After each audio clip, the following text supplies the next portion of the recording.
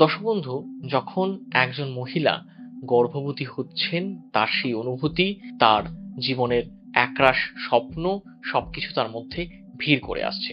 সেই সঙ্গে মনে ভিড় করে আসে হাজারো দুশ্চিন্তা। যখন আমরা প্রথম পর্যায়ের গর্ভাবস্থা অর্থাৎ প্রথম 3 মাস বা ফার্স্ট ট্রাইমেস্টার পেরিয়ে সেকেন্ড ট্রাইমেস্টার অর্থাৎ চতুর্থ মাসে প্রবেশ করছি, এই চতুর্থ মাস থেকে ষষ্ঠ মাস 4 থেকে 6 মাসের এই সময়সীমাটাকে কিন্তু চিকিৎসকরা বলে থাকেন হানিমুন পিরিয়ড।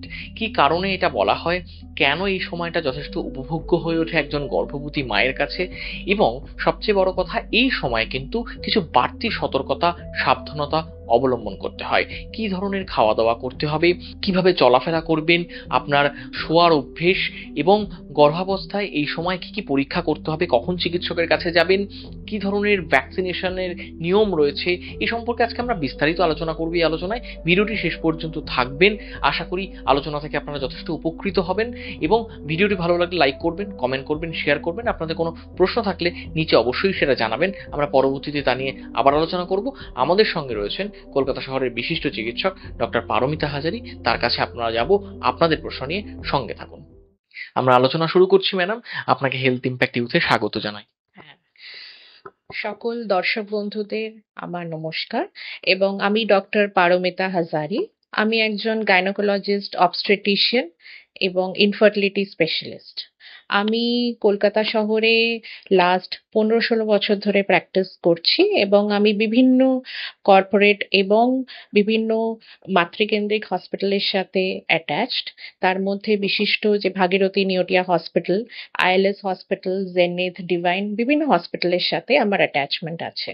ম্যাডাম, শুরুতে সেই প্রশ্নটি করতে চাই যে প্রথম পর্যায়টা, প্রথম ট্রাইমেস্টার যখন তা চলে আসছে, পেরিয়ে আসছে একজন গর্ভবতী মা, তখন তার পরিচর্যা বা তার যত্ন বা তার সচেতনতা সমস্তটা একটু বদলে যায়। এই বদলগুলো সম্পর্কে আমরা একটু জানতে চাইবো, কিভাবে এই সময়টা সচেতন থাকা যায়, কি কি নিয়ম মানতে হবে, গর্ভস্থ শিশুর জন্য কি কি বাড়তি নিয়ম এই সময়টা নতুন করে আসছে তার জীবনে, মায়ের জীবনে।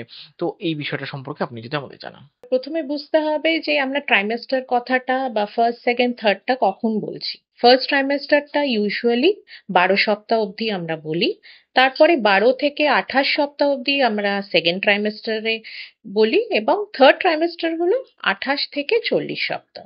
কারণ একজন গর্ভবতী মহিলার 40 সপ্তাহ অবধি নর্মাল একটা প্রেগনেন্সি এগোতে পারে। এবার আমি ফার্স্ট ট্রাইমেস্টারটা এক্ষুনি বলছি না, সেকেন্ড ট্রাইমেস্টারে সরাসরি চলে আসছি। সেকেন্ড ট্রাইমেস্টারটা যখন শুরু হচ্ছে, তখন কিন্তু মায়েদের খাওয়া দাওয়া, ওষুধপত্রে কিছু পরিবর্তন আসে।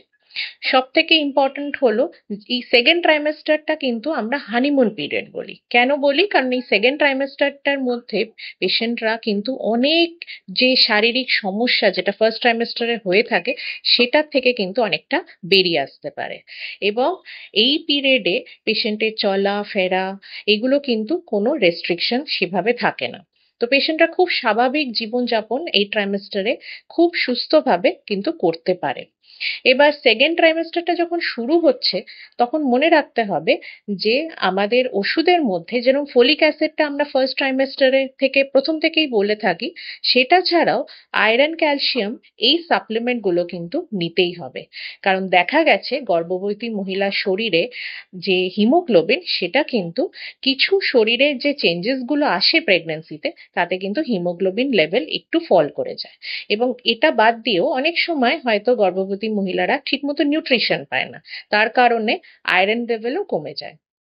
এই কারণে আমরা বলে দিই প্রথম থেকেই, সেকেন্ড ট্রাইমেস্টার শুরু হতেই আয়রন সাপ্লিমেন্ট এবং ক্যালসিয়াম সাপ্লিমেন্ট যেন তারা প্রতিদিন যেন নেয়। এবং এইখানে একটা ওয়ার্ড অফ কশন আছে যে আয়রন আর ক্যালসিয়াম সাপ্লিমেন্ট যেন কোনো মহিলা একসাথে না নেয়। কারণ অনেক সময় দেখা যায় ভুল করে হয়তো দুটো ট্যাবলেট পেশেন্টরা একসাথে নিয়ে নেয়, সেখানে কিন্তু অনেক সময় আয়রন ট্যাবলেট ভালো কাজ করে না, বা আয়রনটা হয়তো অ্যাবজর্ব হয় না শরীরে। এই জন্য মনে রাখবেন যে আয়রনটা যদি আপনি দুপুরে খান, ক্যালসিয়ামটা রাতে খাবেন, বা অ্যাটলিস্ট 8 ঘন্টার গ্যাপে দুটো ট্যাবলেট কনজিউম করবেন। এবার আসছি খাওয়া দাওয়ায়।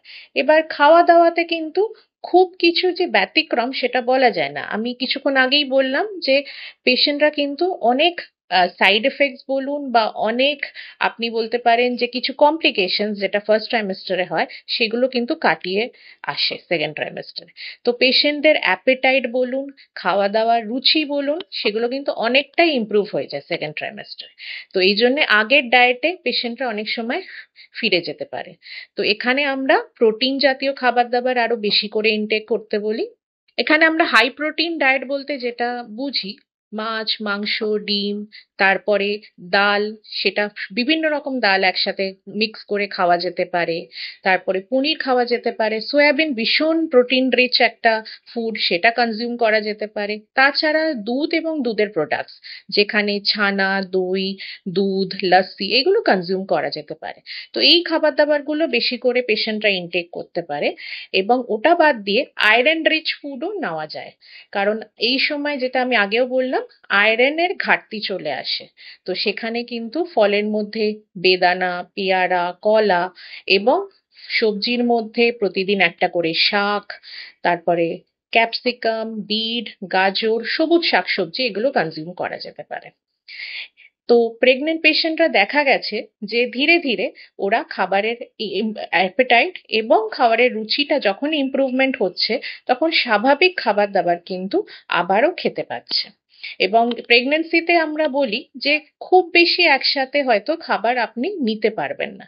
এই জন্য স্মল ফ্রিকুয়েন্ট মিলস বলি, যে অল্প করে খান কিন্তু বারে বারে খান, প্রত্যেক 2.5-3 ঘন্টা অন্তর অন্তর কিছু নিতে পারেন। মানে এখানে অনেকের একটা ধারণা থাকে বা অনেকেই ভাবেন যে দুধটা যদি একটু বেশি করে খাই তাহলে হয়তো পরবর্তীতে যে স্তন্যপান করাতে সদ্যোজাতকে সেক্ষেত্রে হয়তো কিছু বাড়তি সুবিধা পেতে পারে।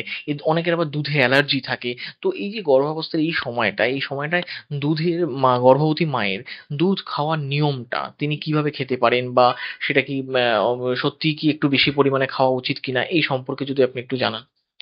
না দেখুন, দুধ যে খেতেই হবে সেটা না। অনেক পেশেন্টরা আমাদের কাছে এসে বলে যে ল্যাকটিক ইনটলারেন্স থাকে, তারা দুধ হয়তো কনজিউম করতে পারছে না, বিভিন্ন রকম গ্যাস্ট্রাইটিসের প্রবলেমে তারা সাফার করে। তো আমরা সেই জন্যই বলি দইটা যেরকম খুবই ভালো, কারণ দইয়ে অনেক সময় দেখা যায় যে আমাদের যে পেটের যে ব্যাকটেরিয়াল ফ্লোরা সেটা ইমপ্রুভ হয়ে যায়, হজম শক্তিটা সেটা ইমপ্রুভ হয়ে যায়, এবং পেটের বিভিন্ন রকম সমস্যার থেকেও আমরা এটা দই খেলে সমাধান করতে পারি। তো দুধ যে নিতেই হবে সেটা সবসময় সত্যি নয় কিন্তু। তো দুধ ছাড়া দুধ এবং দুধের যে বিভিন্ন রকম প্রোডাক্টস গুলো হয় সেগুলো কনজিউম করা যায়। কিন্তু পেশেন্ট যদি দুধ নিতে কোনো অসুবিধা না হয়, তাহলে দিনে কিন্তু উনি 2-3 বার করে দুধ কনজিউম করতেই পারেন।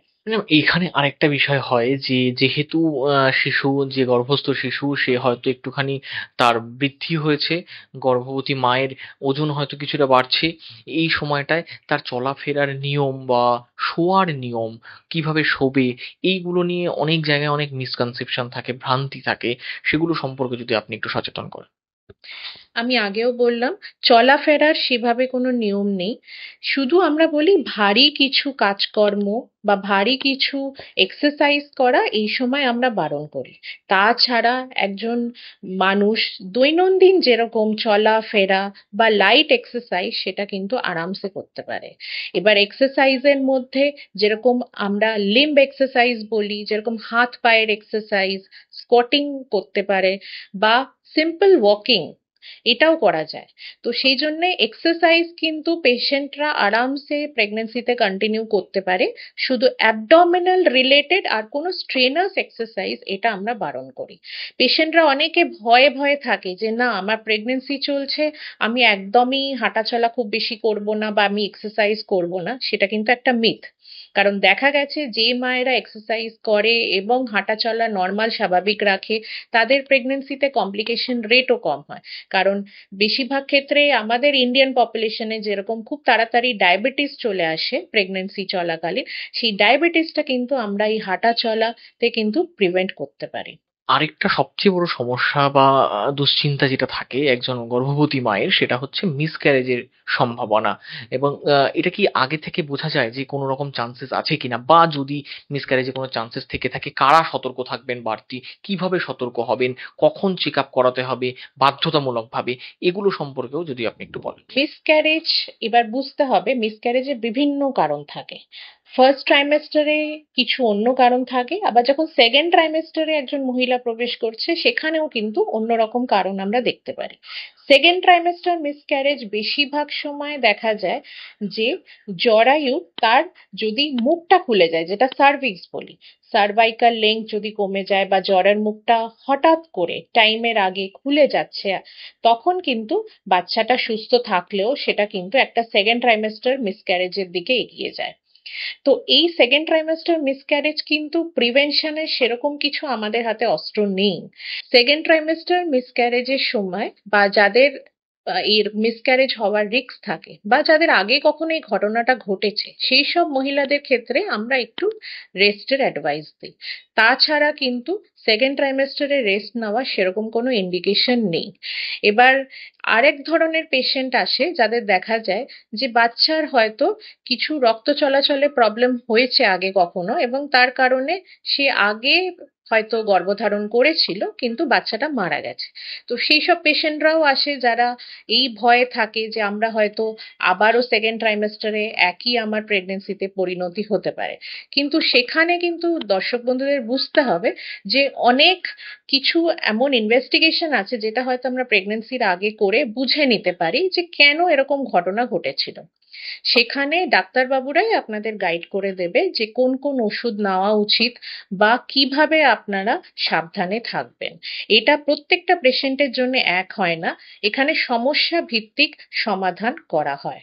এবার যখনই একজন মহিলা সেকেন্ড ট্রাইমেস্টারে ঢুকছে, তখন বুঝতে হবে ওই সময় একটা স্ক্রিনিং পরীক্ষা হয় যেখানে আমরা জেনেটিক ত্রুটি বাচ্চার মধ্যে আছে কিনা সেটা বুঝতে পারি, এবং এটাই আল্ট্রাসাউন্ড এবং একটা ব্লাড টেস্টের মাধ্যমে বোঝা সম্ভব হয়। তো যখনই 12 থেকে 13 সপ্তাহ বা ম্যাক্সিমাম 14 সপ্তাহের মধ্যে প্রেগনেন্সিটা চলছে, তখন কিন্তু পেশেন্টদের অতি অবশ্যই ডাক্তারের সাথে পরামর্শ করে নেওয়া উচিত।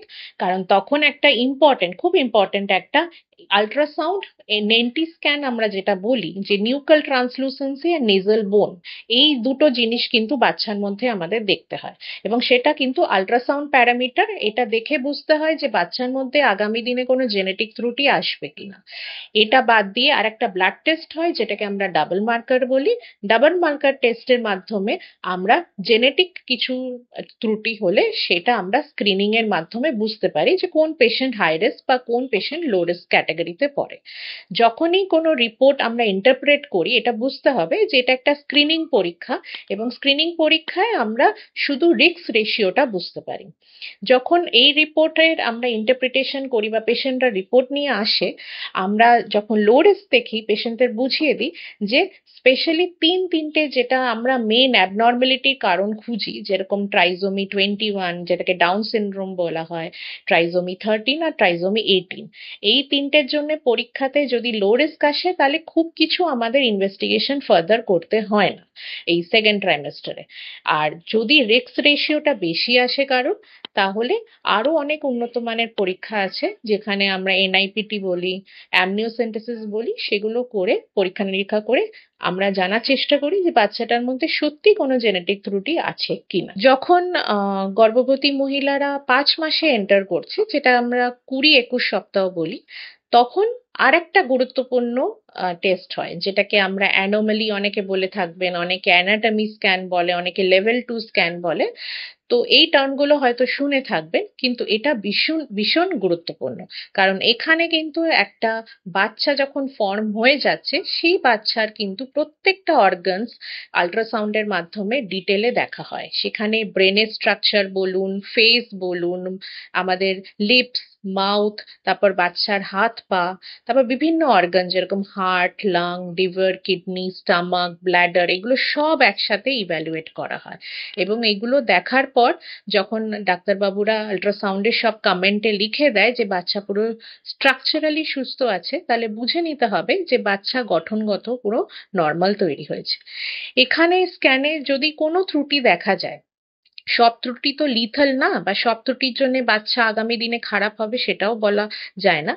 তো এই ত্রুটিগুলো নিয়ে অনেক সময় আমাদের আলোচনা করতে হয়। কিছু ত্রুটি এমন বাচ্চার মধ্যে আসে যেগুলো কারেক্ট করা যায়, বা যেগুলো হয়তো ভবিষ্যতে ডেলিভারির পর আমরা সচেতন থাকি আগের থেকে, যাতে তার সমাধান আমরা সাথে সাথে করে দিতে পারি।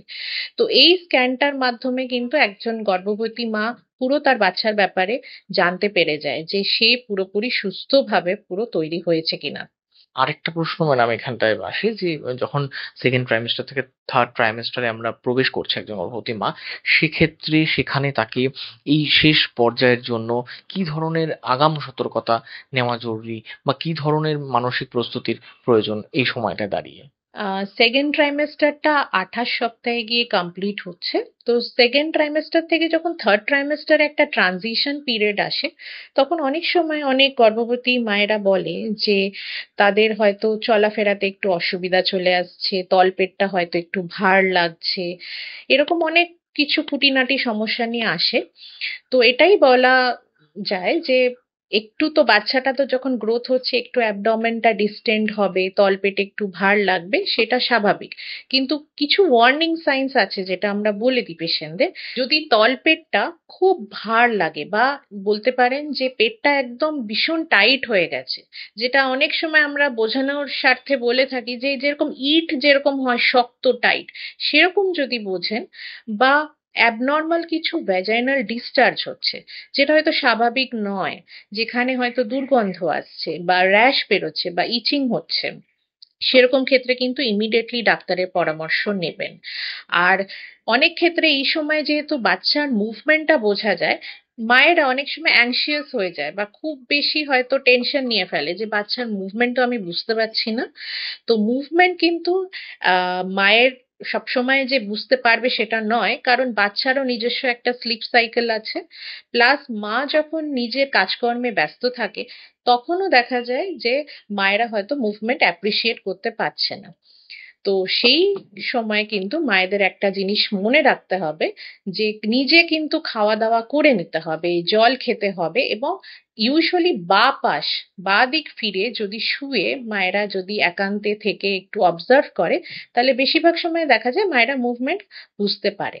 তখনও যদি বুঝতে না পারে বা খাওয়া দাওয়ার পর কোনো মুভমেন্ট সে হয়তো অনেকগুলো মিলস দেখে নিল, তারপরেও বুঝতে পারছে না, তাহলে কিন্তু ডাক্তারের কাছে রিপোর্ট করতে হবে এবং আল্ট্রাসাউন্ড করে তখন বুঝতে হবে যে হ্যাঁ বাচ্চার হার্টবিট বা বাচ্চার আরো প্যারামিটার্স গুলো ঠিক আছে কিনা। সেকেন্ড ট্রাইমেস্টারে যখন 5 মাসের কাছাকাছি মায়েরা পৌঁছায়, তখন একটা অদ্ভুত অনুভূতি কিন্তু মায়েদের একটা ফিল হয়, যেরকম ভেতরে কিছু ভাইব্রেশনস মতন হতে পারে বা ভেতরে হয়তো গ্যাস বাবলের মতন কারুর ডেসক্রিপশনে আমরা শুনে থাকি, বা অনেক সময় দেখবেন পাখি পাখনা নাড়ায় সেরকম একটা ফ্ল্যাটারিং একটা অনুভূতি পাওয়া যায়।